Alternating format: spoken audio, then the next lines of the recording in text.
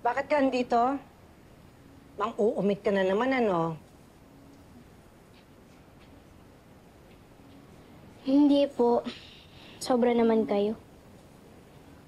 Anong kailangan mo? May gusto po akong itanong tungkol sa tatay ko. Bakit? Wala bang naikukwento sa inyo ang nanay mong hunghang? Ayaw pa rin niya eh. Ano po bang alam niyo tungkol sa tatay ko? Alam niyo po ba pangalan niya? Kung saan siya nakatira? Ay nako, wala rin akong alam. Kasi yung nanay mo, talagang malihim yan. Pero, ang natatandaan ko na sinabi ni Malu noon, mayaman daw yung nakabuntis sa nanay mo. Dati niyang amo. Mayaman? Talaga po? Kaya nga nabubwisit ako dyan sa nanay mo eh.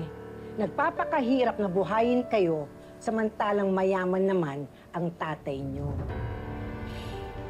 Hindi ko rin maintindihan si nanay. Kasi yung nanay mo, masyadong ma-pride. Wala namang pera.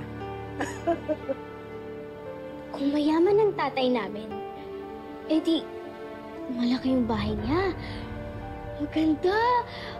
Kompleto sa gamit. Tas may aircon. Malamang. Tsaka, marami siyang pera. Magbibilhan niya ako ng mamahaling pampaputi. Tsaka malay mo, isa ka palang heredera.